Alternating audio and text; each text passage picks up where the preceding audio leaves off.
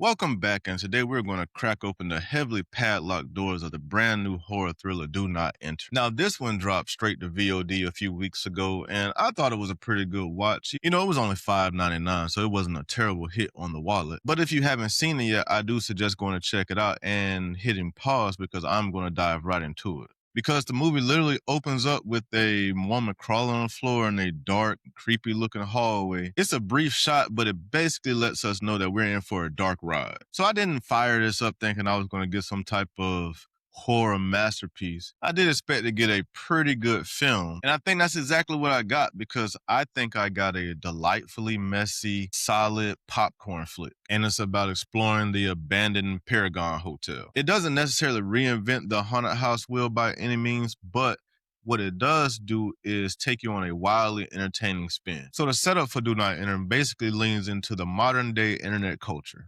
It follows a core four of Diane, Rick, Cora, and Vernon as they're basically trying to blow up on the internet. So after a few failed attempts, they figure out that, hey, they pretty much suck at this streaming thing. So they're just trying to find some ways to, blow up online like most people are. So they come up with this idea to go to the Paragon Hotel because it's abandoned and it's also rumored to have some money left behind because why else do anything if it's not for the money? And there are also rumors that nobody's ever made it out of the place. And to top it all off, there's this mysterious architect that just vanished. Now, I definitely noticed the whole influencer clout chaser thing that they were going for. And it honestly didn't bother me. I didn't get too hung up on it. I think it actually served the purpose to get them into the building. So I think it works with the story. Now, I think one of the dynamics that really works in this film is that usually in these horror films, the core four or all the friends at some point kind of turn on each other. But in this film, they actually have each other's backs. So that's actually a pleasant little take on everything. The actual real friction in this movie comes from the outside of the group, even though one of the people from the outside used to be on the inside. But of course, that's going to happen because we can't have this happy-go-lucky group just going about their way. There has to be some source of friction to make the story interesting. Or it could also just be there to derail their mission. Because the tension really kicks off when JD, who used to be a part of the group, who we learned earlier got kicked out of the group because, he was breaking the group rules, has now formed his own little side group with Mac and Todd. And from the moment they are introduced in this film, you know that these guys are absolute wild cards. We have Diane and her group trying to navigate this hotel. And then we have JD and his group basically causing chaos. And honestly, JD and his group are part of the reason that maybe some of the horrors inside the building actually start to happen. And speaking of that, that rolls me right into the horror elements of the film. Now, if you're looking for mind-blowing gore, because this is a horror film and we've been getting a lot of gore lately, then you might be a little bit disappointed about that in this film. Because the kills in this film, honestly, are pretty simple. We get a couple of traps, we get a couple of kills by the pale creature, but nothing that's just spectacular. Now, I will give the kills some credit in this film because they are pretty clean, brutal, so I'm not going to hate on them too much. But I think the real mess in this movie comes from the lore because they hint at some unnamed satanic ceremony that the pale creature wants to perform with Diane. And let's not forget about this big ass tree that's sitting in the middle of the hotel with a bunch of cell phones tied to it. Is there a name for this tree? Is there a name for this ritual? I honestly have no idea. And frankly, it didn't seem like the movie cared to tell us. That part for me was trash because it honestly kind of drove the movie into a narrative mess because you kept introducing these elements but not explaining them. Well, we have a satanic ceremony over here and okay. Oh, there's this big creepy tree in the middle of a building with cell phones tied to it. And I guess we're left to assume that it's from the victims that never made it out of the hotel. And I'm just theorizing there because I don't know because they didn't tell us. So the tree has no name. The ritual has no name. They did show us a little book with some pictures and some writing in it, but that's about it. And all of that together barely holds together the story. And with me saying that, you probably already know you don't have to worry about any Oscar-worthy performances in this. all the acting in this film is pretty mid, especially by some of the primary actors. I'm mainly going to single out Jake Manley's character, Rick, because Rick is so spectacularly pointless. I don't know why his character was in this film because he served absolutely no purpose because he was supposed to be the group leader, but he basically wasn't the group leader. Even with him being the group leader, if you watch this film and you watch him portray this character, it is very lazy acting.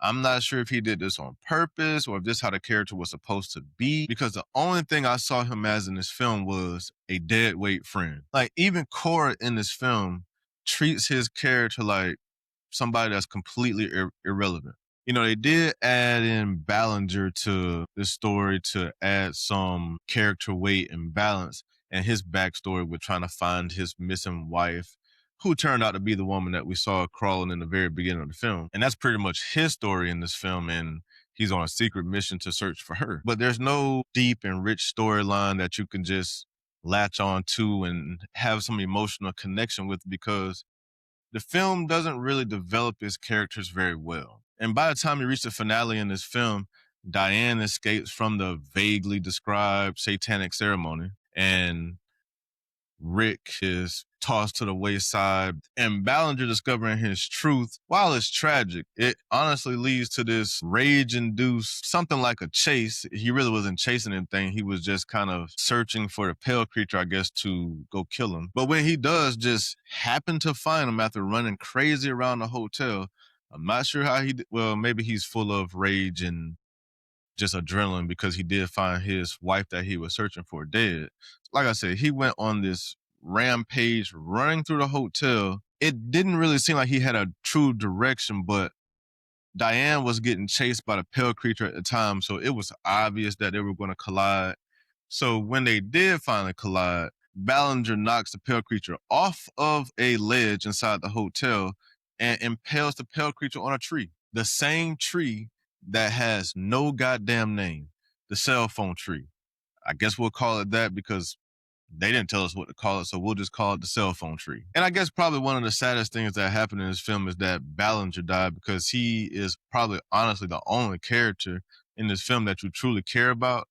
And let me know what you think down in the comments if you've seen this film, which characters you actually cared about, because when the film wrapped up, Ballinger was the only character that I was just like, damn, I kind of wish he would have made it to the end, because I didn't care about anybody else in the story. Because while there were other characters, you see, I didn't really mention them much because they really didn't have any true importance to the story. The story was a mess anyways, and the characters weren't even important to that mess. And it's just like, against all odds, and there weren't really many, even though it was kind of tense, the core four makes it. Of course they do. Now, I will say there were a couple of times where I didn't think that they were going to make it. They did kind of give us some suspenseful scenes where it didn't seem like the core four was going to make it, but they do make it. And not only do they make it out, because remember earlier I told you that not only is this building abandoned and there's a missing architect who just happened to be the pale creature, he, sold his soul to the devil. They actually find the money and get away with that too. And you know what? They have their redemption story because they become social media stars. So I guess everything just magically worked out for them. Now, the big question is, do we need a sequel? No, we do not. But will we get one from a straight to demand watch? I don't know, maybe. I'm sure it'll probably depend on the rental numbers. And if the rental numbers do well, I'm sure they'll make a sequel to this, because it was probably pretty cheap to make. There wasn't all the effects were pretty practical outside the pale creature. And I think maybe a lot of that was practical up until where you maybe get up some up close shots. But this was probably a pretty cheap film to make. So if it does well on demand, I could see them, or if it does good streaming numbers, because it will go to streaming at some point, I could see them making a sequel to this if it becomes, something like a cult classic. But what the hell would they call it? Because they didn't listen to the first title, Do Not Enter. What are they going to call it? Do Not Enter, Keep Out? Or if they do a sequel to this, maybe they'll do a better job at explaining the origins of the pale creature. Not that we care about the pale creature. Maybe there'll be a new creature. Who knows? But I don't think this is going to be held as some type of prestigious cinematic treasure. But I do think this is good for a late night watch or a weekend watch or rainy day watch.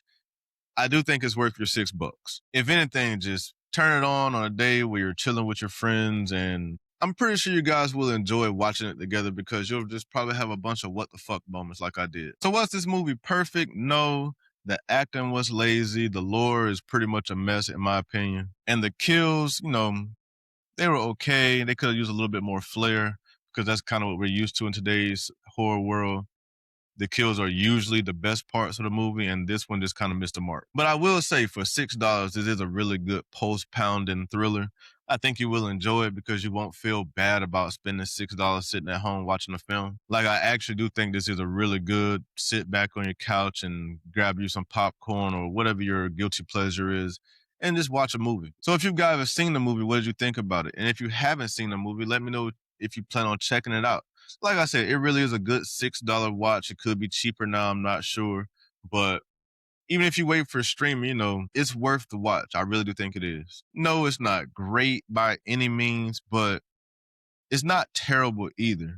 It's mid. And yes, there were a lot of pointless things that happened in this film, but sometimes we enjoy the nonsensical stuff. But make sure you hit that subscribe button, ring the bell, and I will see you next time. And thank you for watching. See you in the next one.